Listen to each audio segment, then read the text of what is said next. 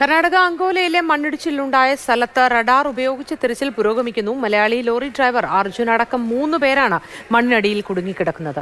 ലോറിയുടെ സ്ഥാനം റഡാറിൽ കൃത്യമായി കണ്ടെത്താനായാൽ ആ സ്ഥലത്തെ മണ്ണ് മാറ്റും. പ്രദേശത്ത് വീണ്ടും മണ്ണിടിയുമോ എന്ന ആശങ്കയും നിലനിൽക്കുന്നുണ്ട്. ചൊവ്വാഴ്ച രാവിലെ മുതലാണ് അർജുനെ കാണാതായത്. വിവരങ്ങളുമായി കെ ബി ശ്രീധരൻ ചേരുന്നു. ശ്രീധരൻ, ഈ രക്ഷാപ്രവർത്തനം, രക്ഷാദൗത്യം ഇപ്പോൾ ഏത് ഘട്ടത്തിലാണ്?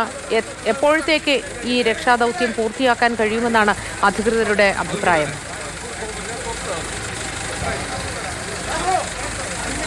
പരമാവധി വേഗത്തിൽ തന്നെ രക്ഷാപ്രവർത്തനം മുന്നോട്ട് കൊണ്ടുപോകുക എന്ന് തന്നെയാണ് ഇപ്പോഴത്തെ പ്രധാന അജണ്ട. ഇന്നിപ്പോൾ 5-ാം ദിവസമായി. അതുകൊണ്ട് തന്നെ എത്രയും വേഗം ഈ ട്രക്ക് കണ്ടെത്തുക, അതിനുള്ള ജീവൻ ഉണ്ടെങ്കിൽ അത് രക്ഷപ്പെടുത്തുക എന്നുള്ള ലക്ഷ്യം വെച്ചുകൊണ്ട് തന്നെയാണ് ഇപ്പോൾ പ്രവർത്തനങ്ങൾ പുരോഗമിക്കുന്നത്. പക്ഷേ ആ സ്ഥലത്ത് പോകുമ്പോൾ നമുക്ക് അറിയാം, അത് അത്ര എളുപ്പമുള്ള, അതായത് വേഗത്തിൽ ചെയ്തു തീർക്കാൻ പറ്റിയ ഒരു കാര്യമല്ല. പ്രത്യേകിച്ച് വല്ലാത്ത രീതിയിൽ അവിടെ മണ്ണിടിഞ്ഞ് വീണിട്ടുണ്ട്. ഇപ്പോൾ എന്നോടൊപ്പം രാഹുലുണ്ട്.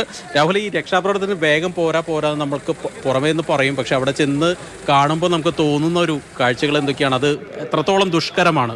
ശരിക്കും പറഞ്ഞു കഴിഞ്ഞാൽ ഈ അപകടം നടന്ന സ്ഥലത്തേക്ക് പോകുമ്പോൾ നമുക്ക് ഒരു അത്ഭുതം, ഞെട്ടലൊക്കെയാണ് തോന്നുന്നത്. കാരണം ഒരു മലയുടെ വലിയൊരു ഭാഗം തന്നെ ഏതാണ്ട് 1 കിലോമീറ്റർ ദൂരം. അതെ, ഇടിഞ്ഞ് വീണ് റോഡിൽ ഇപ്പോഴും ഒരു ട്രാക്ക് മാത്രമാണല്ലോ ക്ലിയർ ചെയ്യാൻ പറ്റിയുള്ളത്. ആ ബാക്കിയുള്ള സ്ഥലത്ത് ഇപ്പോഴും വലിയ അളവിൽ മണ്ണ് നിൽക്കുകയാണ് അവിടെ ഈ രക്ഷാപ്രവർത്തനം. ഒപ്പം തന്നെ നീർച്ചാലുകൾ രൂപപ്പെട്ടിട്ടുണ്ട്. മുകളിൽ നിന്ന് വെള്ളം ശക്തമായി ഒഴുകി വരുന്നുണ്ട്. ചെറിയൊരു മഴ പെയ്താൽ പോലും ഈ നീർച്ചാല രൂപപ്പെട്ടത് കൊണ്ട് തന്നെ വലിയ അളവിൽ വെള്ളം ഒഴുകി വരാനും അതുപോലെ മണ്ണിടിയാനുള്ളൊരു സാധ്യത. എത്ര 10-70 ആളുകൾ അതിൻ്റെ ഇടയിൽ പണിയെടുക്കുന്നുണ്ട്. അപ്പോൾ അവർ എത്രത്തോളം അവരുടെ ജീവൻ പണയം വെച്ചുകൊണ്ടാണ് അവരവിടെ ജോലി ചെയ്യുന്നത്. ഈ നീർച്ചാലുകൾ വരുംതോറും എനിക്കൊന്ന് മുകളിൽ നിന്ന് അതിനോടൊപ്പം ചെളിയും താഴേക്ക് ഇറങ്ങുന്നുണ്ട്. ഇപ്പോൾ ഇവിടെ ഒരു മണ്ണ് നമ്മൾ ക്ലിയർ ചെയ്യുകയാണെങ്കിൽ ആ ഭാഗത്തേക്ക് വീണ്ടും മറ്റേ ഈ ചെളിയൊക്കെ വരുമ്പോൾ ഈ ക്ലിയർ ചെയ്ത ഭാഗത്ത് വീണ്ടും ഇങ്ങനെ മണ്ണും ചെളിയും അടിഞ്ഞുകൂടുന്നു. അതൊരു വല്ലാത്ത ഒരു ബുദ്ധിമുട്ട് തന്നെയാണ് ഉണ്ടാക്കുന്നത്. ഏതായാലും ഇപ്പോൾ തിരച്ചിൽ നടക്കുന്നത് കൃത്യമായിട്ട് റഡാർ ചില ഭാഗങ്ങളിൽ സിഗ്നൽ കാണിച്ചിരുന്നു.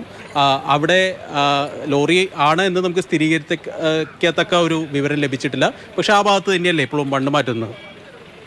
യഥാർത്ഥത്തിൽ ഈ റഡാർ ഉപയോഗിച്ചുള്ള തിരച്ചിൽ അത്ര ഫലവത്താവുന്നില്ല എന്നാണ് വിദഗ്ധ സംഘം തന്നെ പറയുന്നത്. കാരണം ഈ റഡാർ ഒരു നിരപ്പായ പ്രതലത്തിലൊക്കെ ഉപയോഗിക്കാൻ കഴിയുന്ന വിധത്തിലുള്ള റഡാറാണ് അവർ കൊണ്ടുവന്നിട്ടുള്ളത്. പക്ഷേ ഇവിടെ അങ്ങനെയല്ല. മണ്ണ് കുത്തി ഒഴുകി വന്ന കല്ലും പാറയൊക്കെ ഉള്ളതുകൊണ്ട് എത്ര കൃത്യമായി താഴേക്ക് എത്ര ആഴത്തിൽ മണ്ണുണ്ട് എന്ന് പോലും കൃത്യമായി കണ്ടെത്തുവാൻ പറ്റാത്തൊരു സ്ഥിതിയാണ്. അപ്പോൾ ഒരാൾപ്പൊക്കത്തുള്ള പാറകളൊക്കെ അതെ, ഇത് 4 മീറ്ററാണ് ഇതിൻ്റെ ഈ റഡാർ ഉപയോഗിച്ച് താഴത്തേക്കുള്ള എന്തൊക്കെ സാധനങ്ങളുണ്ട് എന്ന് കണ്ടെത്താൻ കഴിയുക എന്നാണ് വിദഗ്ധ സംഘം പറയുന്നത്. പക്ഷേ ഇവിടെ അത് 2.5 മീറ്ററോളം താഴ്ചയിലേക്ക് മാത്രമേ എന്തൊക്കെയുണ്ടെങ്കിൽ എന്ന് കണ്ടെത്താൻ പറ്റുന്നുള്ളൂ. അതും പ്രതലമായ സ്ഥലത്ത് ഒരു സ്ഥലം ഉള്ള സ്ഥലം അത് നിരപ്പാക്കേണ്ടതായിട്ടുണ്ട് ഈ റഡാർ ഉപയോഗിക്കുന്നതിന്. അങ്ങനെ വരുമ്പോൾ അതിന് കൂടുതൽ ഈ റഡാർ ഉപയോഗിച്ച് സെൻസ് ചെയ്യുന്നതിന് കൂടുതൽ സമയമെടുക്കും. അതായത് മുകൾ ഭാഗത്തുള്ള ഒരു ലെയർ മാറ്റിയ ശേഷം ആദ്യം റഡാർ ഇറക്കി പരിശോധിച്ച് മുകൾ ഭാഗത്തുള്ള ഒരു പോർഷൻ മാറ്റിയ ശേഷമേ വീണ്ടും ആഴത്തിലേക്ക് പരിശോധിക്കാനാവൂ. അങ്ങനെയല്ലേ? അതെ. അതായത് ഈ മണ്ണ് അത് ഒരു നിരപ്പായ പ്രതലം പോലെ ആക്കേണ്ടതായിട്ടുണ്ട് അവിടെ റഡാർ ഉപയോഗിക്കണമെങ്കിൽ എന്നതാണ്. അവിടെ തന്നെ ഈ നിരപ്പാക്കിയെങ്കിലും കൃത്യമായി അത് താഴ്ചയിലേക്ക് ഈ റഡാർ സംവിധാനം അത് പ്രയോജനപ്പെടുത്താൻ കഴിയുന്നില്ല എന്നാണ്.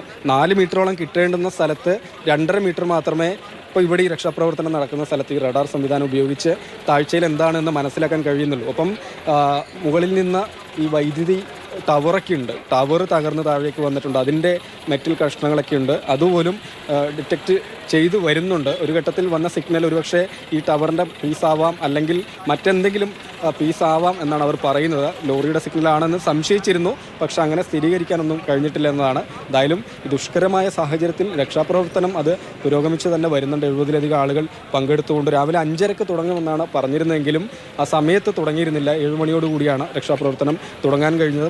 വെളിച്ചക്കുറവ്, അതുപോലെ മഴ, മോശം കാലാവസ്ഥ എന്ന് തന്നെയാണ്. ഇപ്പോഴും നമ്മൾ ഈ നിൽക്കുന്ന സമയത്ത് ഇവിടെ റെഡ് അലേർട്ടാണ്. മഴ മാറി നിൽക്കുന്നു എന്നതാണ് ആശ്വാസകരമായ കാര്യം. അതിനനുസരിച്ച് വേഗം രക്ഷാപ്രവർത്തനത്തിന് വർദ്ധിച്ചിട്ടുണ്ട്. അതിൽ മൊത്തം ഒരു കാര്യം നമ്മൾ എടുത്തു പറയേണ്ടതാണ്. ആ പ്രദേശത്ത് പോകുമ്പോൾ നമുക്കൊരു വല്ലാത്തൊരു പേടിയൊക്കെ നമുക്ക് തോന്നും. എനിക്ക് തോന്നുന്നു 2000 മുൻപ് കോട്ടയത്ത് കൂട്ടിക്കലിൽ ഉരുൾപൊട്ടി. ആ ഉരുൾപൊട്ടിയ ഒരു ഭാഗം മുഴുവൻ ഒലിച്ചു പോയ ഒരു കാഴ്ചയൊക്കെയാണ് എനിക്ക് അവിടെ പോയപ്പോൾ പെട്ടെന്ന് മനസ്സിലേക്ക് ഓടി വന്നത്. അതായത് ഒരു പ്രദേശം മൊത്തം അങ്ങോട്ട് ഇല്ലാതായ മട്ടിലേക്ക് മാറി. പുഴയുടെ വീതി കൂടി, പുഴയുടെ തീരമൊക്കെ ഇടിഞ്ഞ് ആകെ പോയിരിക്കുന്നു. ഇപ്പോഴും പുഴയിലൊക്കെ തിരച്ചിൽ നടക്കുന്നുണ്ട്. ഈ റോഡിലെ ഇതിപ്പോൾ ഒരു 4 വരി പാതയാണെങ്കിൽ ആ വശം ആ ലൈനിൽ മുഴുവൻ മണ്ണ് മൂടിക്കിടക്കുകയാണ്. നമ്മൾ നിൽക്കുന്ന ആ ഭാഗത്ത് മണ്ണ് മാത്രമാണ് ക്ലിയർ ചെയ്യാൻ സാധിച്ചിട്ടുള്ളൂ. അങ്ങനെ വല്ലാത്ത ദുഷ്കരമായിട്ടുള്ള ഒരു പ്രവൃത്തി തന്നെയാണ് അവിടെ നടക്കുന്നത്. അതായത് നേരത്തെ പറഞ്ഞ പോലെ റഡാർ പോലും ഉപയോഗിക്കണമെങ്കിൽ ആദ്യം കുറച്ച് മണ്ണ് മാറ്റി ഒരു പ്രതലമുണ്ടാക്കി വീണ്ടും റഡാർ ഇറക്കി നോക്കി വീണ്ടും സിഗ്നൽ കിട്ടുകയാണെങ്കിൽ അവിടെ വീണ്ടും ഒരു പരന്ന പ്രതലമാക്കി വീണ്ടും അങ്ങനെ ഇറക്കി അങ്ങനെ പല തവണ സമയം എടുക്കുന്നുണ്ട്. അതോടൊപ്പം തന്നെ ഈ മണ്ണ് മാറ്റുന്നത് ആ പ്രദേശത്ത് നിന്ന് അല്പം മാറ്റിയിടുകയാണെങ്കിൽ ഒരുപക്ഷെ അവിടെയും അപകടത്തിലുള്ള സാധ്യതയുണ്ട്. അതിനടുത്തൊക്കെ ചില വീടുകളൊക്കെ ഉണ്ട്. അതുകൊണ്ട് തന്നെ മണ്ണ് ഈ പറയുന്ന 3 കിലോമീറ്റർ ദൂരം ഉള്ളിൽ നിന്ന് കൊണ്ടുവന്ന് തൊട്ടപ്പുറത്ത് മറ്റൊരു വെളിപ്രദേശത്തേക്ക് കൊണ്ടുപോവുകയാണ് ചെയ്യുന്നത്. അങ്ങനെയുള്ള കാലതാമസങ്ങൾ ഇക്കാര്യത്തിൽ ഉണ്ടാകുന്നുണ്ട് എന്നുള്ള കാര്യത്തിൽ യാതൊരു സംശയവുമില്ല. പക്ഷേ രക്ഷാപ്രവർത്തനം ശ്രീധറിലേക്കും രാഹുലിലേക്കും ഞാൻ മടങ്ങി വരാം.